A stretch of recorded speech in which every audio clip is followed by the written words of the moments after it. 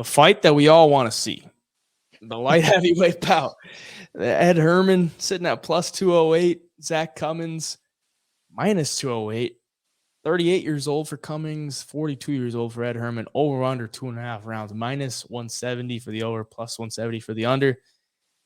Quite the fight to make in this one. It seems like it's a bit of like a homer fight because Zach Cummings is from Kansas, or is fighting out of Kansas City, born in Kansas City as well, and he hasn't fought since 2020.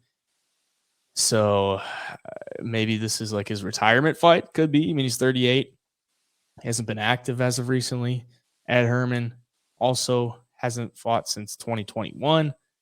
And could be his retirement fight as well. Who knows? You would hope. I would hope. I would hope. 43. Yeah. Just a weird fight. I mean, at least they're showing two older guys in a cage, and it's not an older guy and it's some young killer. But this is like such a weird fight to get a read on because Cummings minus 200 favorite, hasn't fought in 3 years. He's also moving up from middleweight. I mean, he was a middleweight, and he's moving up to 205 to take on Ed Herman in this one. I don't know, man. Like, this is about as greasy as it gets unless it's women's MMA. Like, old light heavyweights that haven't been active. Probably dog or pass for me, but like it's probably just like a no-go.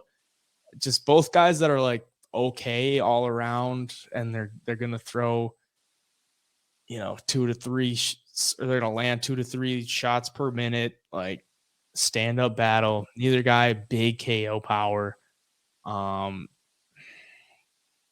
Maybe Ed Herman has some type of advantage on the ground. I don't know, but I just don't see it really going anywhere that I want it to be. Like, I don't see any reads in this fight that I could get behind because both guys haven't been active and they're old. It's like, who really knows? Maybe you have something that I don't, but I'll let you go.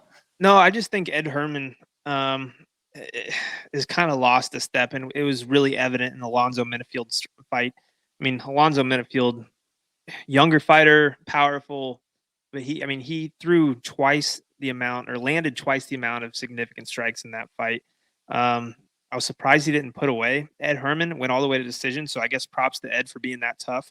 But I mean, you break down the stats of this fight, everything's pretty even between the two. I mean, I think offensive wrestling is going to go to Ed Herman. In the submission game, he's probably, at the end of the day, he's probably better than Zach Cummings. But Zach Cummings submitted Trevin Giles just a couple of years ago. He's coming off of a win to Alessio De Chirico, who's not even in the UFC anymore because he retired. But man, I just can't.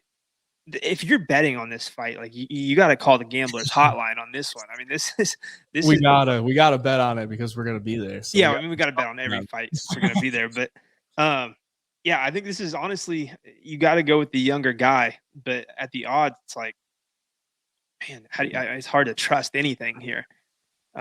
Maybe Ed Herman, this fight goes to the ground and he just uses that strength and experience to find some kind of submission win. But I feel like he's going to get tired after the first round. If Zach Cummings is smart, make him work the first round. Don't, use all your energy trying to get up if he takes you down. And I don't know, man. It's just such a, I don't want to say boring fight, but it's a fight that it's just tough to get excited for. I mean, I'm excited for all these fights since we're going to be there, but betting wise, I don't know. It's kind of like flip a coin, and where it lands, it lands. And this one, yeah, it's going to be real yeah. treat to watch in person. We'll see, but yeah, I mean, for the sake of the pick, I guess I will take Zach Cummings because he's younger and he's fighting in his home city. So I'll take him for the sake of the pick. But yeah, we'll probably it's gonna be some kind of long shot prop just to like have something on it, when we're watching. So